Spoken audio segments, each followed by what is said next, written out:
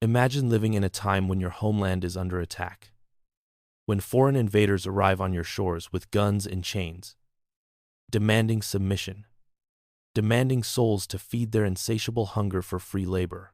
Imagine watching your people being torn from their families, marched to ships that will carry them across an ocean to a life of bondage and brutality. Now imagine standing against that tide, refusing to bend, refusing to break, refusing to accept that this is how your story must end. This is not a tale of imagination, but a chapter of history that unfolds in the 17th century along the Atlantic coast of southwestern Africa, in the kingdoms of Ndongo and Matamba, in what we now call Angola. And at the center of this story stands one woman whose name echoes through the centuries as a symbol of resistance, brilliance, and unyielding determination. Her name was Nzinga Mbande, and she was a queen who dared to challenge an empire. The story of Queen Nzinga is not merely a historical footnote about African resistance to European colonialism. It is a profound meditation on leadership, on the choices we make when survival hangs in the balance, on the complexity of power in a world being violently reshaped by forces beyond any single person's control. It is a story that challenges us to think deeply about what it means to fight for your people, about the moral compromises that come with leadership in desperate times, and about the ways in which history remembers those who refuse to be forgotten. As we journey through her life, we will encounter a woman of extraordinary intelligence, diplomatic skill, and military prowess, a ruler who transformed herself and her kingdoms to meet the greatest threat her people had ever faced. We will see how she negotiated with enemies who saw her as less than human, how she commanded armies in battles that would determine the fate of nations, and how she built alliances that stretched across ethnic boundaries and even across the Atlantic Ocean itself. To understand Nzinga, we must first understand the world into which she was born around the year 1583. The kingdom of Ndongo was one of several Mbundu states that had flourished in the highlands between the Lukala and Kwanza rivers, in the fertile interior lands east of what would become the city of Luanda. The Mbundu people had established sophisticated political systems, with the title of Nola, meaning ruler or king, giving its name to the very land that the Portuguese would later claim as Angola. These were not isolated communities scratching out subsistence in the wilderness, as European narratives would later falsely claim, but organized kingdoms with complex social structures, trade networks, religious traditions, and systems of governance that had evolved over centuries. The Ongola ruled with the Council of Advisors, commanded military forces, and maintained diplomatic relations with neighboring kingdoms, including the powerful Kingdom of Congo to the north. Nzinga was born into the royal family during a time of mounting crisis. Her grandfather, Kilombo Kia Kasenda, had been Nola before her father, Nola Kiluwanji, inherited the throne. Her mother, Kangala, had once been enslaved, but became the second wife of the Ngola and mother to 4 children, Nzinga, her brother Ngola Mbandi, and her 2 sisters, Kifunji and Mukambu.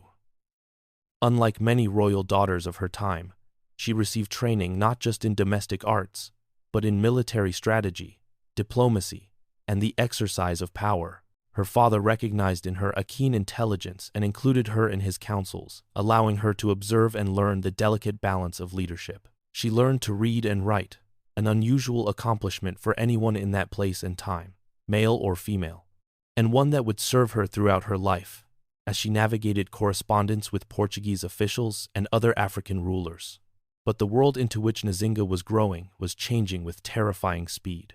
The Portuguese had first arrived on the coast of what is now Angola in 1483, during the reign of King João II, when the explorer Diogo Cao sailed into the mouth of the Congo River. Initially, Portuguese contact with African kingdoms had been relatively respectful, focused on trade and the possibility of Christian conversion. The Kingdom of Congo had even converted to Christianity, with King Afonso I becoming a devout Catholic and maintaining correspondence with the Portuguese crown and the Pope himself. But by the time Nzinga was born, the nature of European interest in Africa had transformed into something far more sinister. The Portuguese had discovered the profitability of the transatlantic slave trade, and Angola became one of their primary sources for human captives to work the sugar plantations of Brazil and other New World colonies. In 1575, the year that would mark a turning point in the history of Ndongo, the Portuguese sent a military expedition led by Paulo Dias de Novais to conquer the kingdom and establish permanent colonial control. They founded the settlement of Luanda on the coast, which would grow into a fortified city and the administrative center of Portuguese Angola.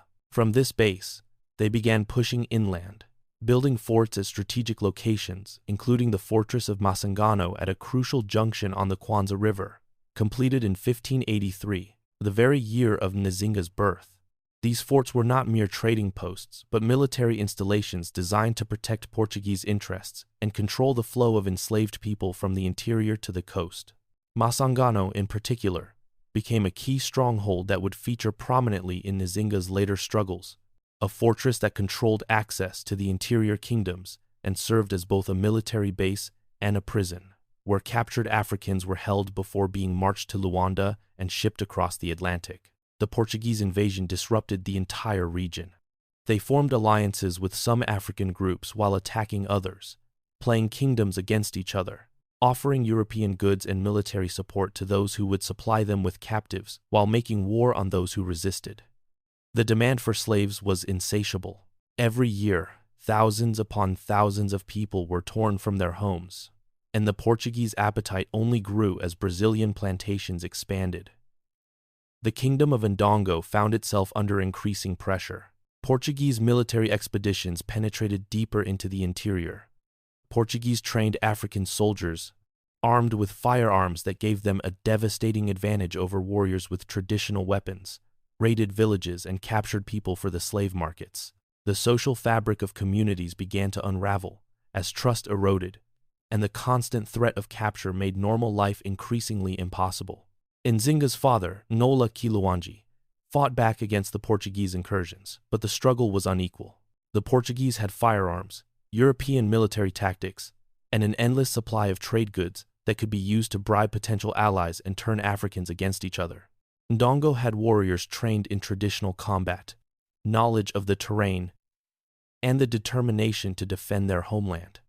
But these advantages were not always enough. When Nzinga was still a young woman, around 1617, her father died, and her brother, Nola Mbandi, ascended to the throne. The succession was troubled from the beginning. Mbandi was paranoid and ruthless, seeing threats everywhere, even within his own family. In a horrifying act that would haunt Nzinga for the rest of her life, Mbandi ordered the execution of her young son, fearing that the boy might one day become a rival claimant to the throne. According to some sources, Mbandi also had Nzinga and her sisters forcibly sterilized, ensuring that they could never produce heirs who might challenge his power. This act of cruelty was both personally devastating and politically significant, as it deprived Nzinga of the possibility of establishing her own royal lineage through children. Despite this personal tragedy, or perhaps because of it, Nzinga dedicated herself to the survival of her kingdom. Mbandi proved to be a weak and ineffective ruler, unable to stem the Portuguese advance or maintain the loyalty of his own people. By the early 1622s, Ndongo was in crisis. Portuguese forces controlled much of the western part of the kingdom and were pushing eastward. The slave raids were devastating communities. Refugees fled the Portuguese-controlled areas, seeking safety deeper in the interior. The Angola's authority was crumbling, and it was clear that something had to change if Ndongo was to survive. In 1622, a critical moment arrived. The Portuguese governor in Luanda, João Correia de Sousa, sent word that he was willing to negotiate with Ndongo. This was not an offer born of generosity but of calculation. The Portuguese were finding that military conquest alone was expensive and difficult. The interior of Angola was vast, the terrain challenging, and African resistance fierce. If they could achieve their goals through negotiation, through forcing Ndongo into a vassal relationship that would ensure a steady supply of slaves without the costs and risks of constant warfare, that would serve their purposes, Nola Mbandi, desperate and aware of his own inadequacies as a negotiator, made a fateful decision. He would send an ambassador to Luanda to negotiate with the Portuguese. and that ambassador would be his sister, Nzinga. It was an unusual choice, as women rarely served as ambassadors in either African or European traditions of the time. But Mbandi recognized that Nzinga possessed something he lacked: the intelligence, composure, and diplomatic skill needed for such a delicate mission. Nzinga's journey to Luanda would become one of the most famous episodes in African history, a moment that reveals not only her character, but the nature of the struggle she faced. When she arrived at the Portuguese governor's residence for the negotiations, she found herself in a room carefully designed to assert Portuguese dominance. Governor Correia de Souza sat in a fine chair, the symbol of authority and status. There were chairs for other Portuguese officials, but for Nzinga, the African ambassador, there was only a mat spread on the floor for a supplicant, certainly not the seating appropriate for a representative of a sovereign kingdom. The insult was deliberate. The Portuguese were making a statement about how they viewed Africans as inferiors who should grovel before European power. But Nzinga did not grovel. In a gesture that has echoed through centuries and become legendary, she calmly turned to one of the attendants who had accompanied her, and without a word, the attendant knelt on hands and knees. Nzinga sat upon her attendant's back as if it were a throne, elevating herself to the same level as the Portuguese governor. She met his eyes as an equal. The message was unmistakable. She would not accept a position of inferiority.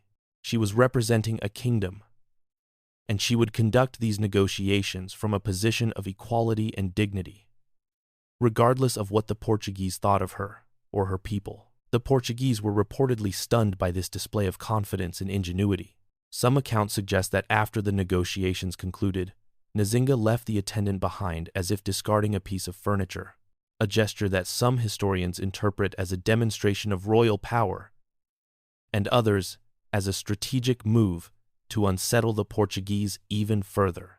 Whether this final part of the story is true or embellished, the core message remains: Nzinga refused to be diminished. During the negotiations themselves, Nzinga demonstrated the full extent of her diplomatic abilities. She spoke with eloquence and authority, making the case for peace between Ndongo and Portugal, for an end to the slave raids that were devastating her people, for Portuguese recognition of Ndongo's sovereignty. The Portuguese were impressed despite themselves. They had expected to deal with a subordinate, but they found themselves negotiating with someone who was clearly their intellectual equal and perhaps their superior. As part of the diplomatic process, Nzinga agreed to be baptized as a Catholic Christian, taking the name Ana de Sousa in honor of the governor's wife, who served as her godmother. This conversion was primarily a strategic move, a way of establishing common ground with the Portuguese and demonstrating Ndongo's willingness to engage with European culture and religion. Throughout her life, Nzinga would use religion strategically, sometimes embracing Christianity when it served her political purposes, and sometimes returning to traditional Mbundu beliefs when that was more advantageous. The negotiations resulted in a peace treaty. On paper, it seemed like a diplomatic success. The Portuguese agreed to withdraw from Ndongo territory they had occupied, to return the fortress of Mbaka to Ndongo control, and to stop the slave raids. In exchange, Ndongo would become a Portuguese ally and would participate in the slave trade on terms more favorable to Ndongo, acting as an intermediary rather than a victim. But like so many treaties between European colonizers and African kingdoms, this agreement was worth less than the paper it was written on. The Portuguese had no intention of truly respecting Ndongo's sovereignty. Almost as soon as Nzinga left Luanda, Portuguese forces began violating the terms of the treaty, continuing their incursions into Ndongo territory and their raids for captives. When Nzinga returned to her brother with news of the treaty and its subsequent betrayal, she found a ruler descending into paranoia and despair. Ngola Mbandi was overwhelmed by the magnitude of the crisis facing the kingdom. In 1624, he died, and the circumstances of his death remain disputed by historians. Some sources claim he committed suicide, unable to bear the weight of his failures. Other accounts suggest that Nzinga may have had a hand in his death, either directly or by creating conditions that led to it. What is certain is that his death created a succession crisis. According to Mbundu tradition, Mbandi's young son should have inherited the throne, with Nzinga serving as regent until the boy came of age.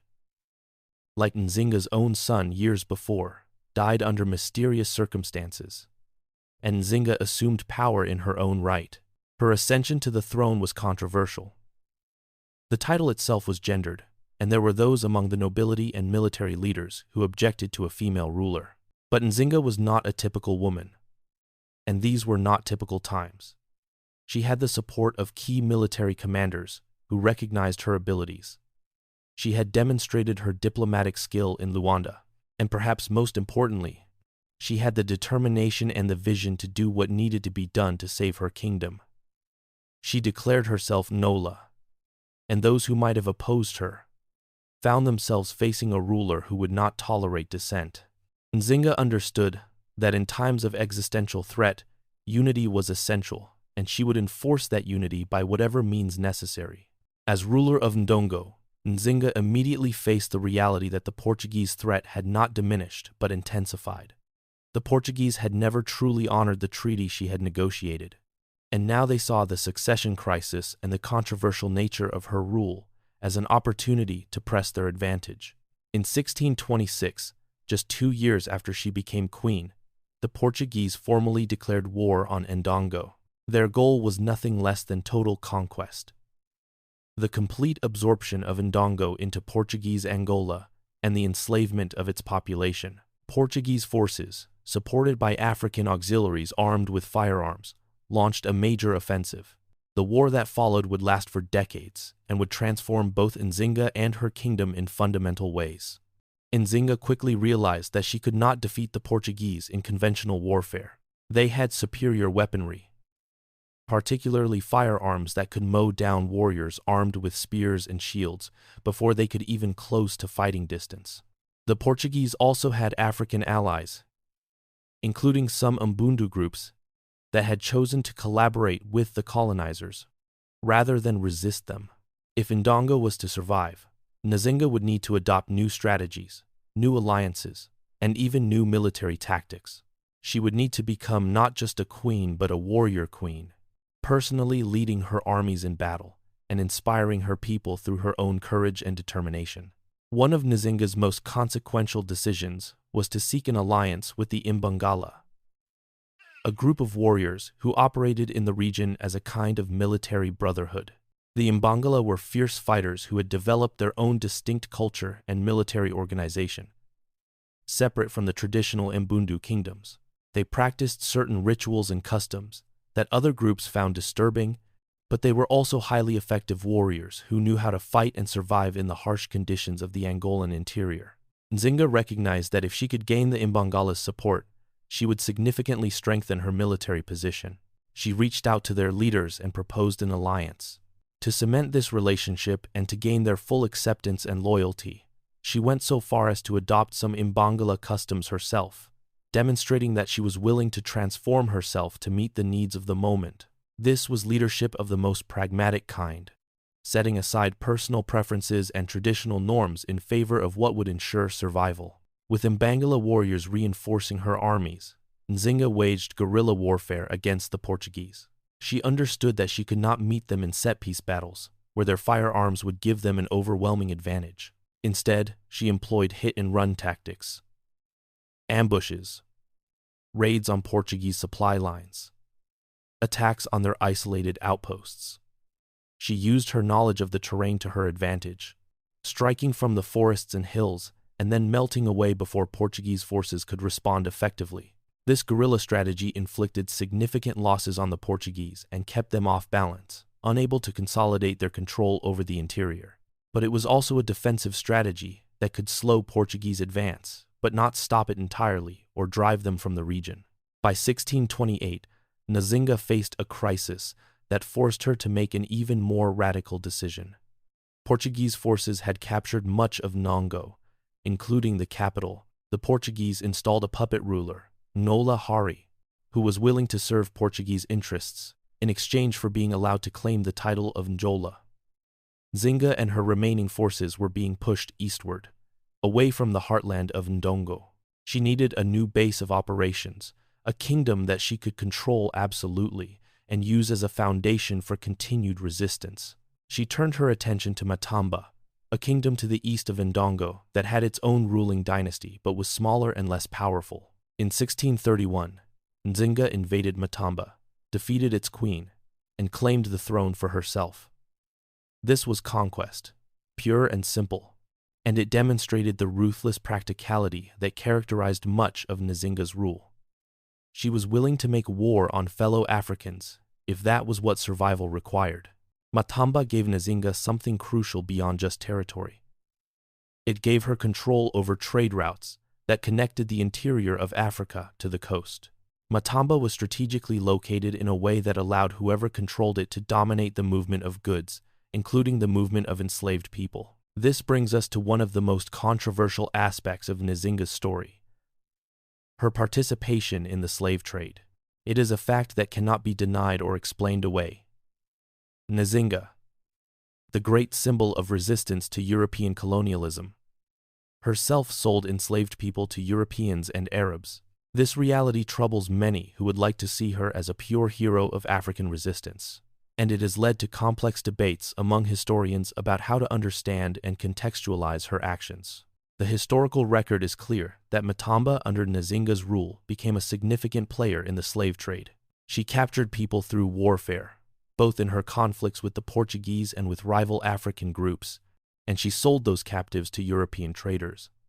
Some estimates suggest that during her reign, tens of thousands or even hundreds of thousands of people passed through Matamba's slave markets. This was not a minor or incidental aspect of her rule, but a major economic activity that helped fund her military campaigns and maintain her kingdom's power. How do we reconcile this with her image as a fighter against colonial oppression?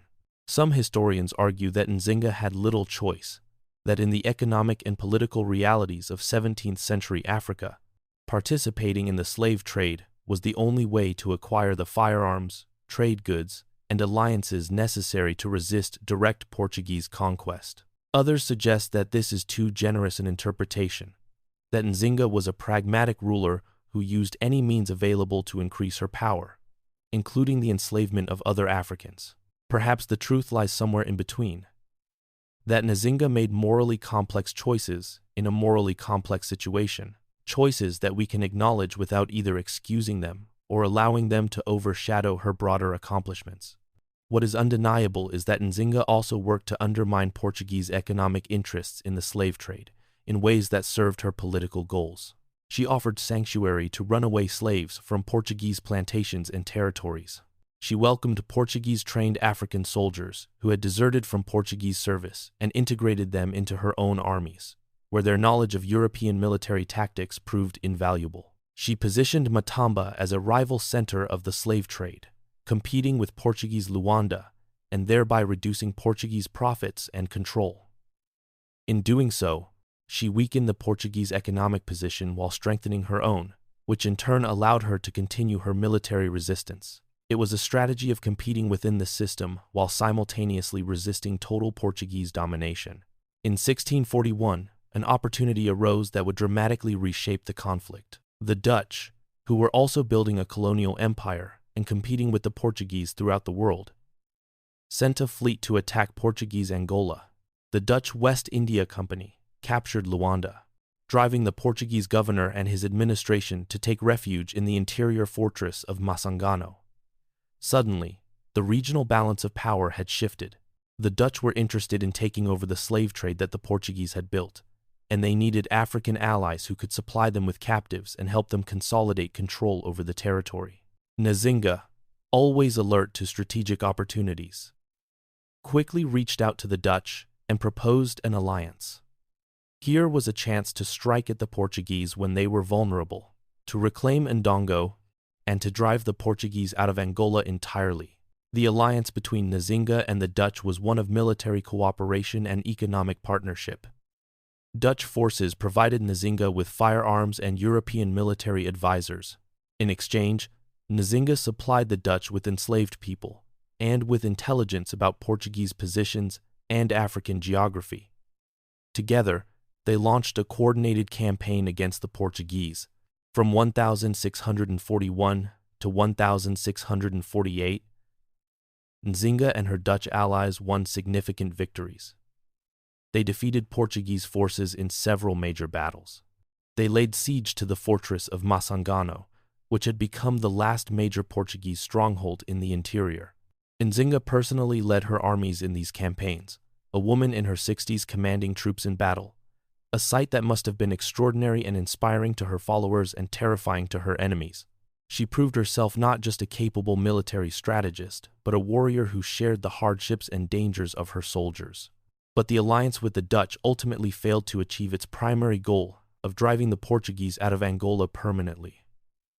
In 1648, a Portuguese fleet arrived from Brazil with reinforcements. The Portuguese launched a counteroffensive and recaptured Luanda from the Dutch. Without their main port and stronghold, the Dutch position in Angola became untenable, and they withdrew from the region entirely by 1648, abandoning their alliance with Nzinga. This was a devastating blow. Nzinga had come close to reclaiming Ndongo and destroying Portuguese power in Angola. But now the Portuguese were back and stronger than before. She was forced to retreat to Matamba, and the war continued. But now, without European allies to provide firearms and support, the years that followed were ones of grinding warfare. Nzinga was now in her 60s and then her 70s, an age when most people of her era would have been considered ancient, yet she continued to lead her kingdom and her armies. She adapted her strategy once again, focusing on maintaining Matamba's independence rather than trying to reconquer Ndongo. She raided Portuguese territories and supply lines. She maintained her control over inland trade routes, ensuring that Matamba remained economically viable. She trained her armies in tactics that could counter Portuguese military advantages. And she waited, knowing that the Portuguese were also growing weary of decades of warfare that drained their resources and manpower. In 1656, after more than 30 years of almost continuous warfare, both sides finally agreed that negotiation was preferable to endless conflict. Nzinga and the Portuguese signed a peace treaty. Under its terms, Nzinga agreed to recognize Portuguese claims to certain territories, including Ndongo, which would remain under the control of the puppet ruler the Portuguese had installed. She agreed to return Portuguese prisoners of war. She agreed to allow Catholic missionaries into Matamba. In exchange, the Portuguese recognized Matamba's independence and Nzinga's authority as its queen. They agreed to return her sister Kambu, who had been held as a captive by the Portuguese for years, a hostage whose fate had haunted Nzinga throughout the war. The treaty was not everything Nzinga might have hoped for in her youth, when she had dreamed of driving the Portuguese into the sea, but it was a realistic accommodation to the balance of power after decades of struggle. Nzinga spent her final years consolidating Matamba's position and ensuring a stable succession. She had survived longer than almost anyone could have expected, outliving most of her Portuguese enemies, outliving most of her African rivals, outliving even many of those who had fought beside her. She invited Catholic missionaries to Matamba and allowed them to build churches and attempt conversions, fulfilling her obligations under the peace treaty, and perhaps also preparing for her own death and the afterlife, in which, as a baptized Catholic, she had at least nominally professed to believe. On the 17th of December 1663, Queen Nzinga Mbande died peacefully at the age of approximately 80. She had ruled Matamba for more than 3 decades and had been a significant figure in the politics and warfare of Angola for more than 40 years. Despite repeated Portuguese attempts to capture or kill her during the decades of war, she had died in her own bed, in her own kingdom, having secured its independence against one of the most powerful empires in the world. After her death, Portuguese colonial expansion did accelerate in the region.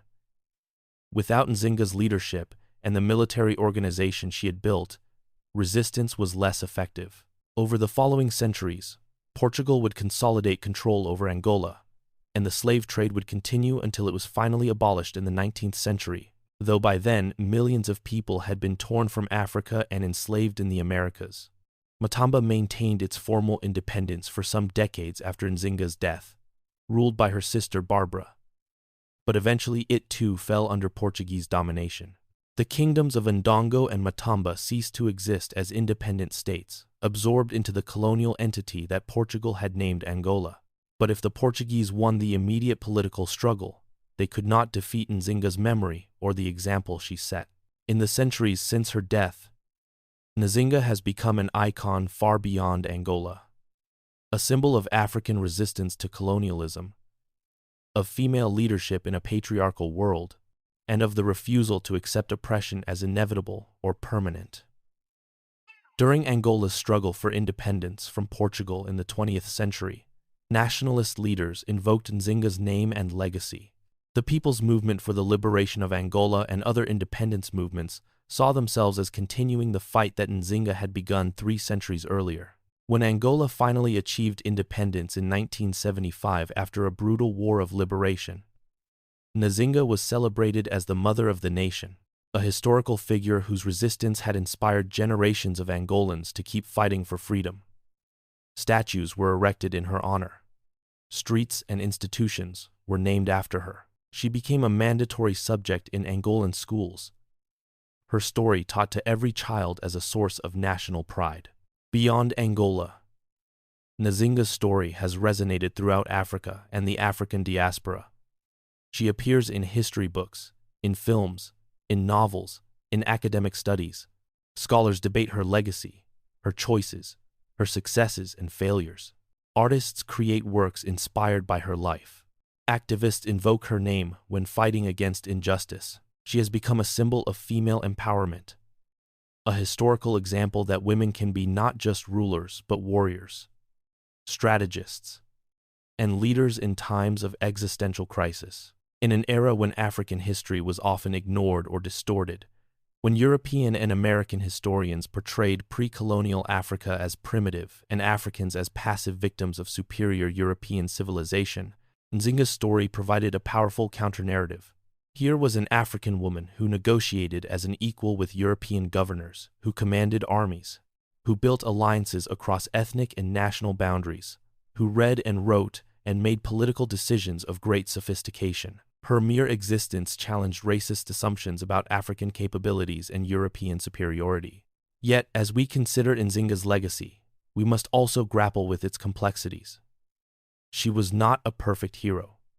She participated in the slave trade that destroyed millions of lives. She may have ordered the deaths of family members to secure her power. She conquered Matamba and imposed her rule on people who had not chosen her as their queen. She made alliances with European powers, the Dutch, who were themselves colonizers and slave traders, simply because they happened to be enemies of the Portuguese. These are not insignificant moral compromises.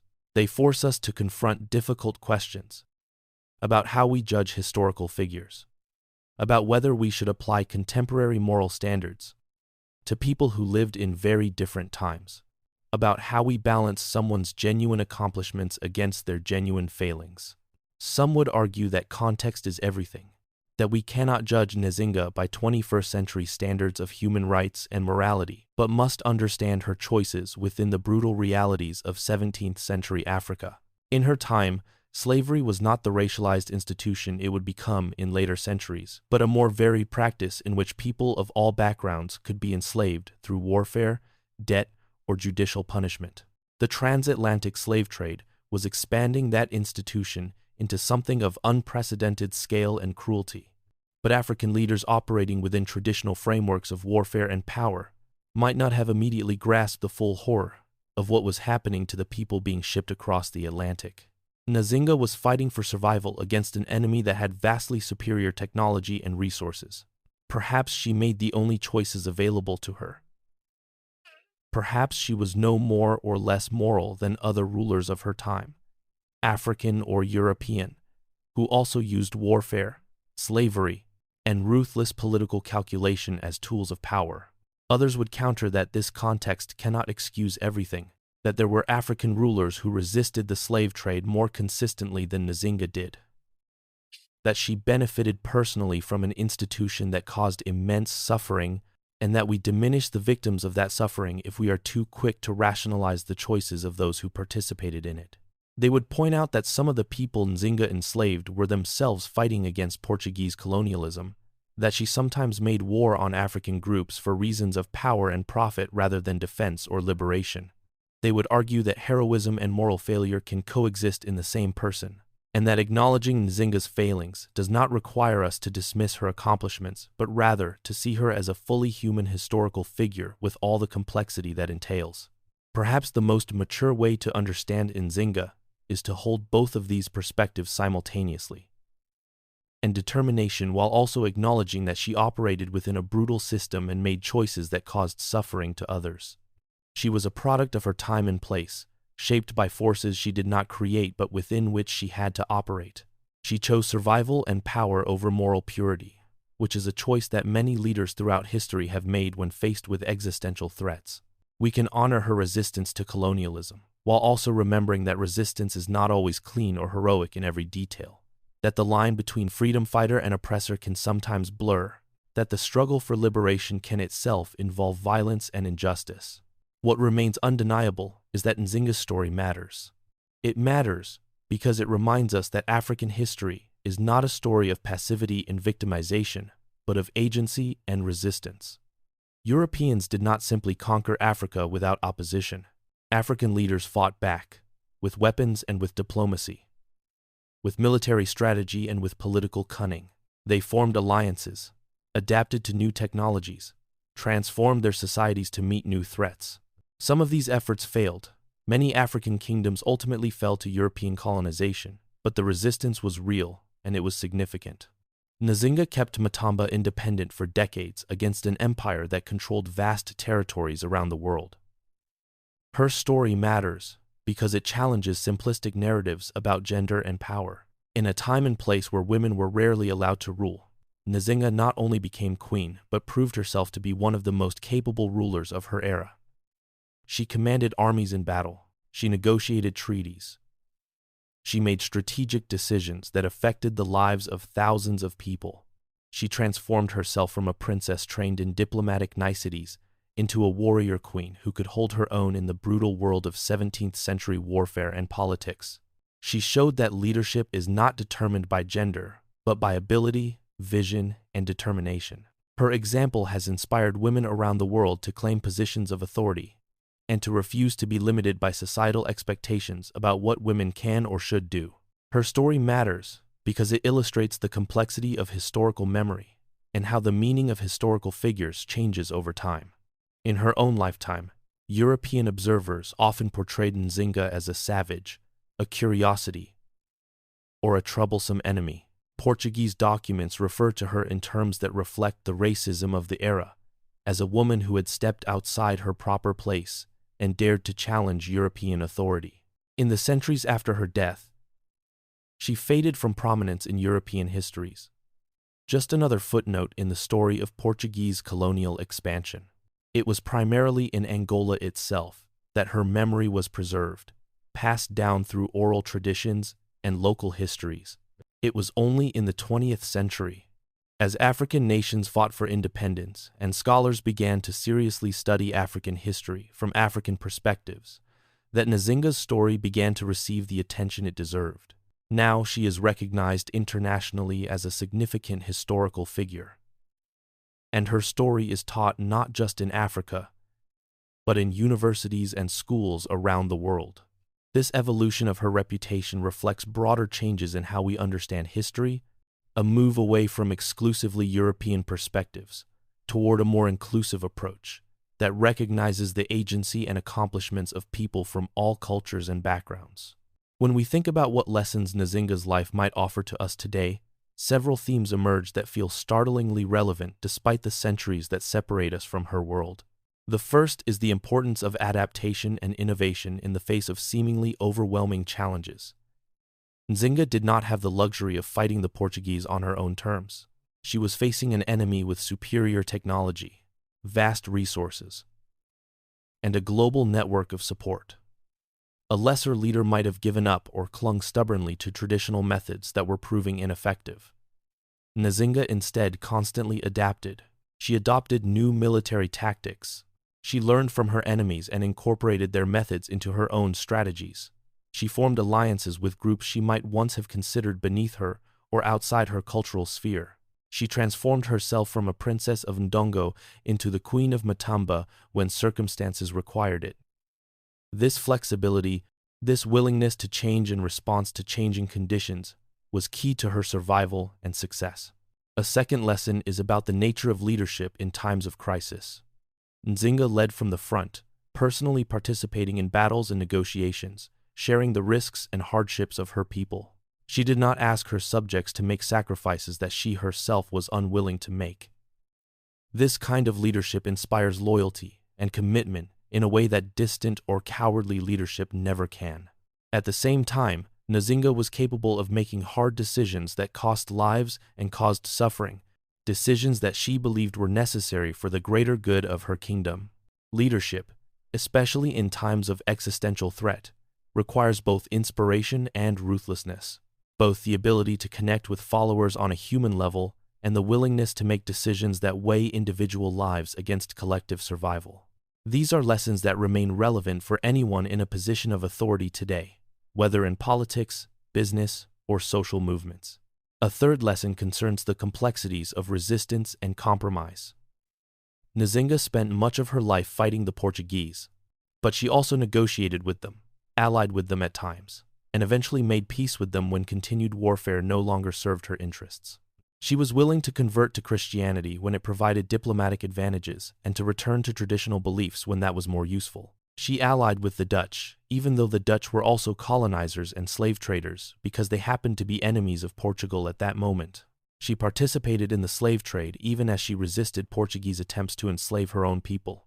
These compromises trouble us, and they should, but they also reflect the reality that resistance is rarely pure, and that survival in a dangerous world sometimes requires doing things that conflict with our ideals. The challenge for any person or movement fighting against oppression is to maintain core principles while remaining pragmatic enough to actually survive and succeed, rather than simply making noble but futile gestures. Finally, Nzinga's story reminds us that historical figures should be understood as fully human, with all the contradictions and complexities that humanity entails. The tendency to create simplified heroes and villains, to divide historical figures into categories of good and evil, prevents us from learning the more nuanced and valuable lessons that history can teach. Nzinga was neither a saint nor a monster. She was a brilliant and ruthless political leader who fought for her people's survival while also pursuing her own power, who resisted colonialism while also participating in the slave trade, who inspired loyalty and admiration while also undoubtedly causing fear and suffering. All of these things can be true simultaneously. Understanding historical figures in their full complexity requires us to develop a more sophisticated moral imagination, one that can hold multiple truths at once and resist the urge to either canonize or condemn. As we step back from the details of battles and treaties and consider the larger arc of Nzinga's life and legacy, what emerges is a portrait of someone who refused to accept powerlessness. She was born into a world being torn apart by forces far beyond any individual's control, a world where European empires were reshaping entire continents for their own benefit, with little regard for the millions of people whose lives were destroyed in the process. She could have accepted this as inevitable, could have tried to make the best accommodation possible with the Portuguese, and lived out her life as a subordinate ruler of a puppet state. Instead, she chose to fight. She chose to transform herself into whatever she needed to be to keep fighting. She chose to endure decades of warfare, exile, hardship, and loss rather than submit.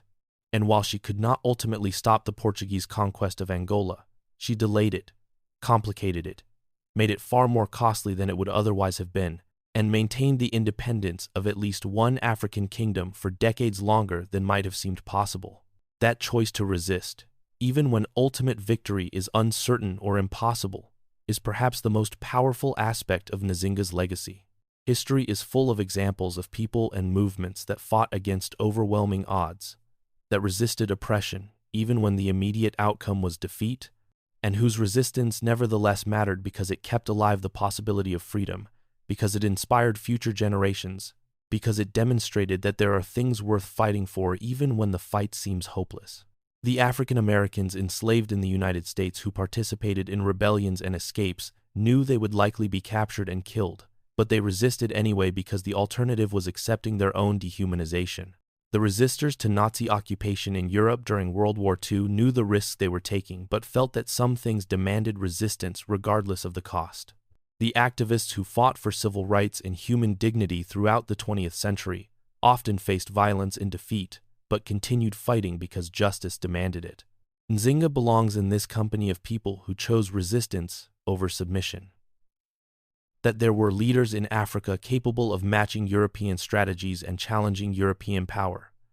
That African people valued their freedom and independence enough to endure decades of warfare rather than surrender it. In doing so, she helped preserve the dignity and agency of African people at a time when European powers were working very hard to deny that such dignity and agency existed.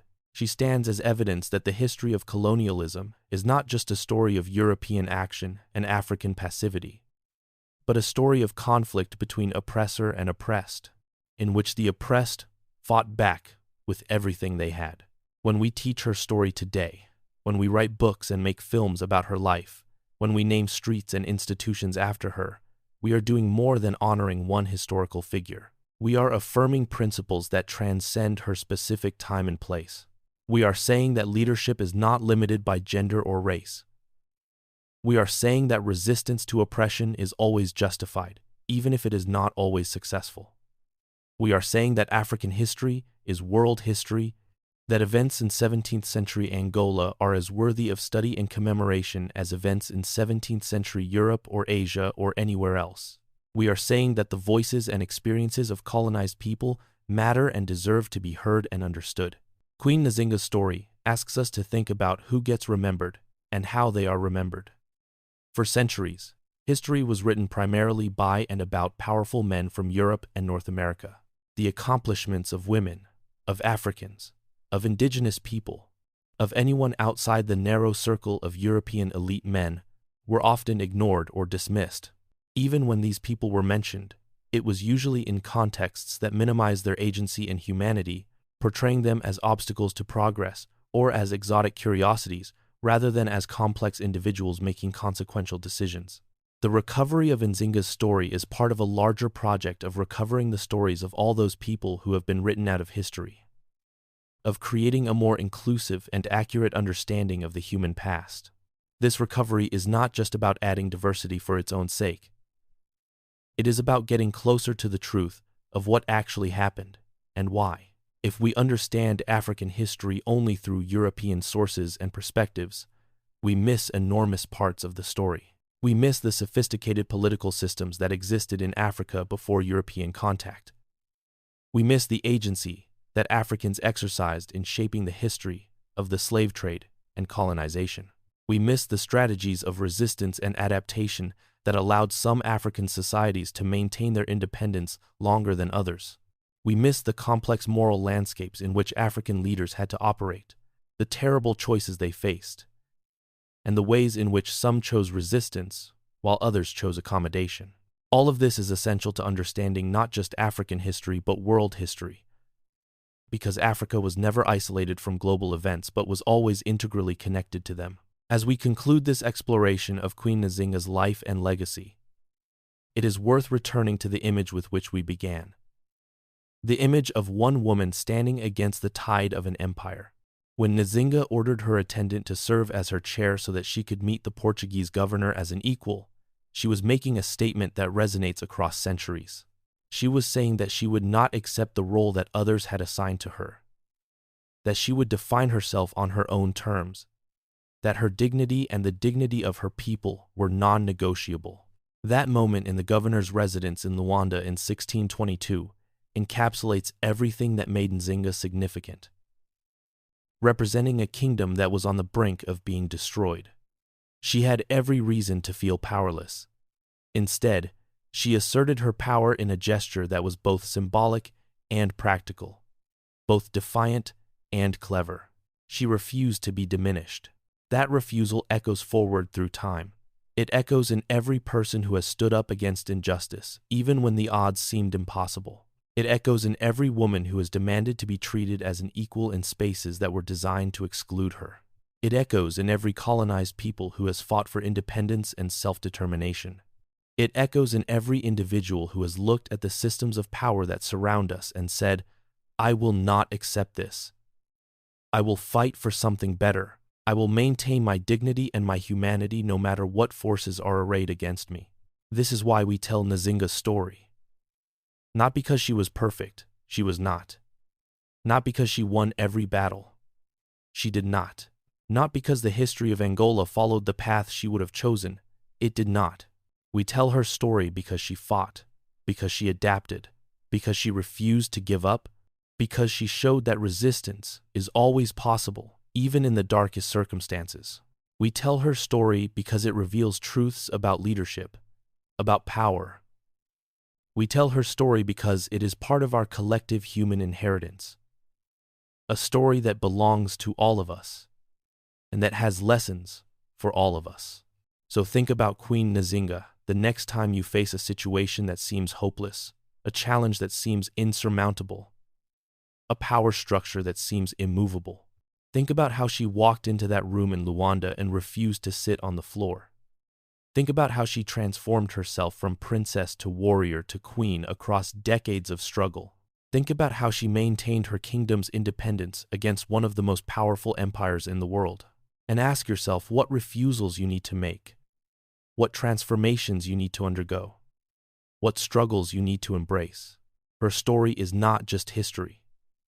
It is a challenge and an inspiration. It asks us what we will stand for, and what we will fight for, and what we will refuse to accept. It reminds us that one person with courage and intelligence and determination can make a difference, can change the course of events, can inspire others across centuries. It reminds us that we are all making history every day through the choices we make, and that the question is not whether we will shape the future, but how we will shape it, and what values will guide our actions.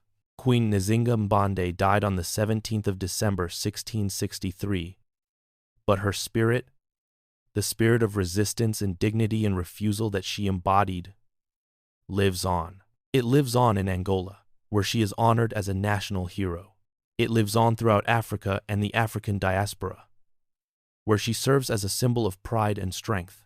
It lives on in every classroom where her story is taught, in every book that tells her tale, in every person who draws inspiration from her example. She stood against the Portuguese when standing seemed futile. She fought for her people when fighting seemed hopeless. She maintained her dignity when the world sought to strip it from her. And in doing so, she became immortal, not in the literal sense, but in the sense that truly matters.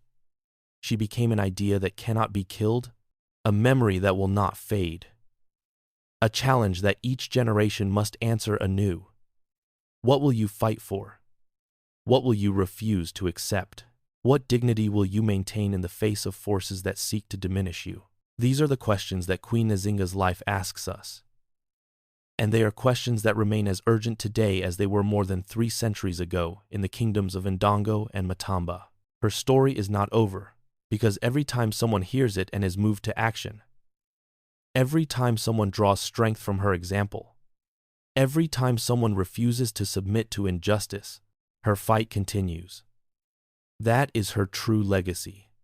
Not just what she accomplished in her lifetime, but what she continues to inspire in all the lifetimes that have followed and all those yet to come.